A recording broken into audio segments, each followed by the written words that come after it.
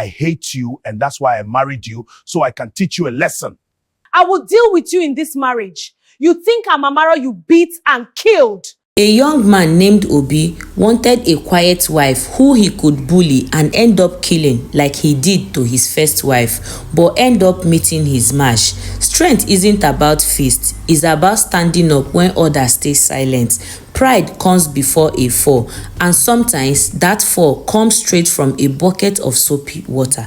Now listen carefully, let me tell you the full story of a man named Obi, a man so big and strong that when he walked through the village, it was as if the earth itself bowed beneath his feet. People would step aside, not daring to meet his gaze, not daring to speak. But by the end of this tale, you will laugh, because the same Obi who everyone feared could become the most humble husband in all the villages. But let me start from the beginning. Please subscribe to my channel so I can be encouraged to put out more interesting stories daily. Obi married his first wife, Adaeze, when he was 25. Their wedding was a grand affair. The drums beat all day long, the elders danced, and the aroma of the roasted goats and jollof rice filled the air.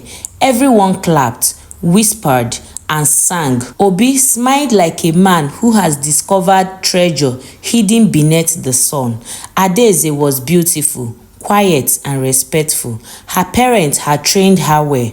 She could cook every traditional dish perfectly, clean the house to shine like a mirror, and speak only when spoken to. Obi's chest swollen with pride. Finally, he thought, a woman who would obey him without question. But that smile faded faster than morning dawn. I hate you, and that's why I married you, so I can teach you a lesson. One evening, Adaeze served him his dinner. The soup was warm, the fufu was soft, everything seemingly perfect, yet Obi tasted it. His face twisted as if he had bitten into something bitter. Adaeze, this soup is cold, cold like ice. Are you trying to poison me? He asked. Adaeze's hand shook. I am sorry, my husband. I can warm it for you now, she said.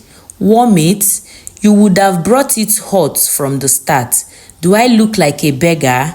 Eh? Am I a beggar? He said.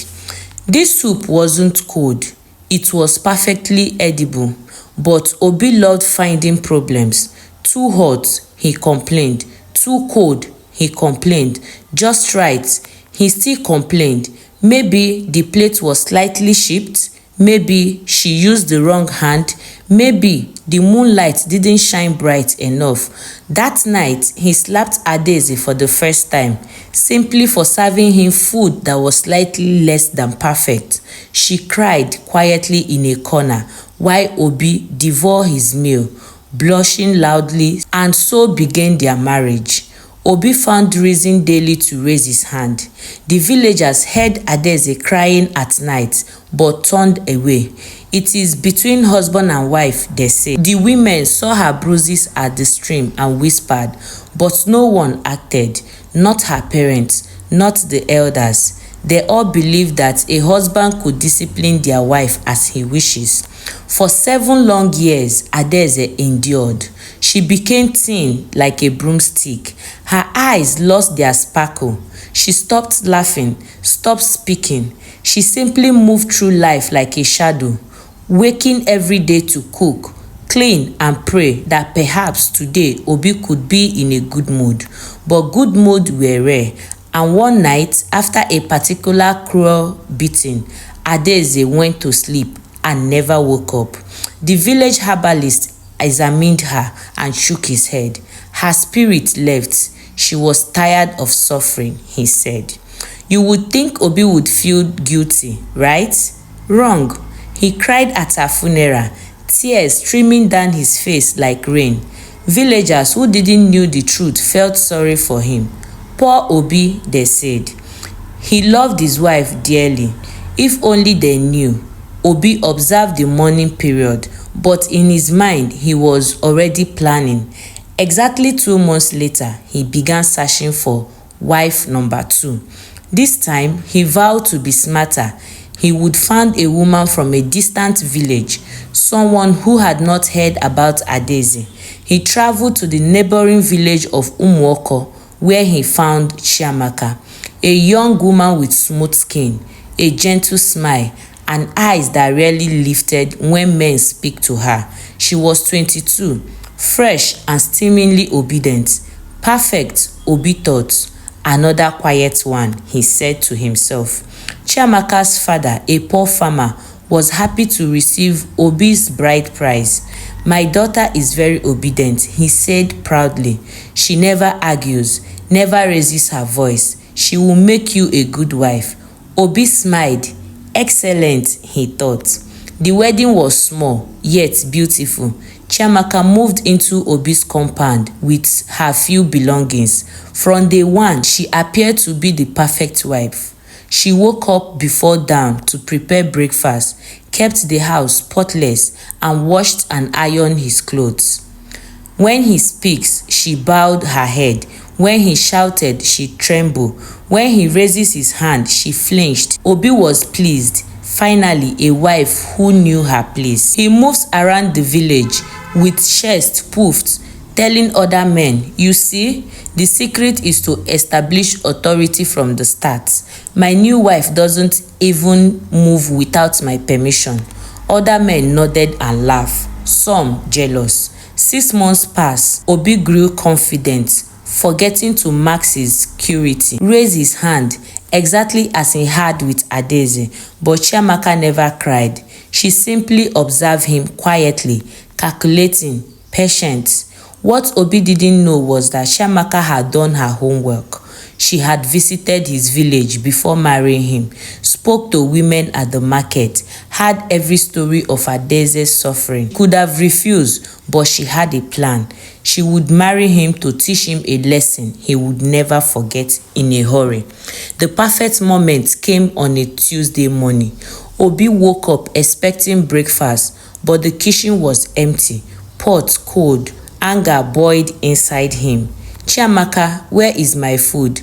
Have you gone mad? Do you want to die? She closed her book slowly, smiling calmly. Oh, Obi, good morning. Did you need something?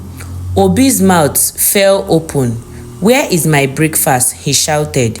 She yawned, stretched, and said, well, I was tired, so I slept in. The kitchen was right there. You have 2 hands, don't you? Obi's face turned crimson. You useless woman. I will beat the nonsense out of you. Hand raised, but Chiamaka was ready. She rolled off the bed, grabbed his extended arm, twisted it behind his back, and pressed his face to the wall. I will deal with you in this marriage. You think I'm Amara you beat and killed. Let me go, you wench, he screamed. No, my dear husband, I am not a witch. I am a woman who knows how to defend herself. Obi's blood ran cold. You know everything, he stammered. Yes, everything. I heard about Adaeze. I decided to marry you to teach you a lesson. I pretended to be afraid. I was waiting for you to try your nonsense. She pressed his face harder. From now on, you will cook, clean, fetch water, and do everything as I say. If you refuse, I will tell the elders everything.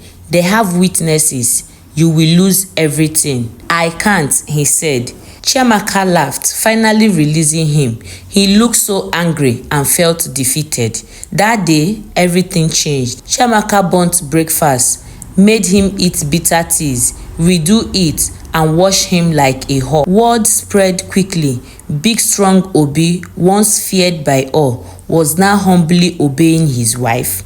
Obi tried to rebel. One morning, he refused to fetch water. Chiamaka smiled calmly. You are a man now.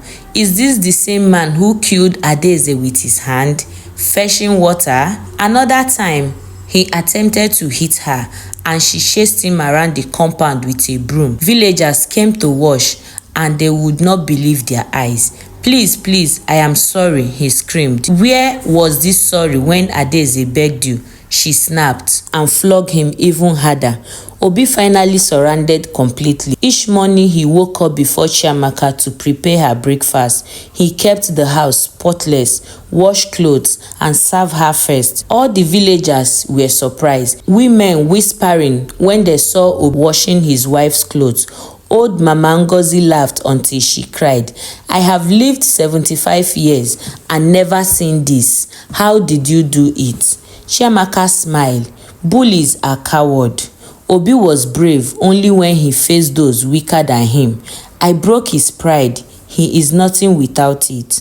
Months turned into years. Obi muzzle softened. His hands, once violent, became gentle. Village youth teased him. Uncle Obi, can you teach us how to be strong? He said nothing.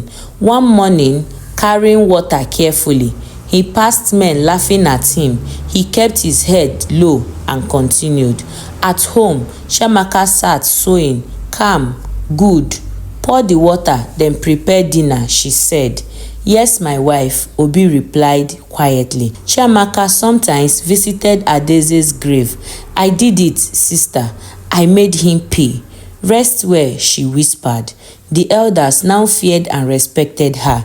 She brought justice, even if served cold. Remember this story. Obi wanted a quiet wife, but met his match. Strength isn't about fist. It's about standing up when others stay silent.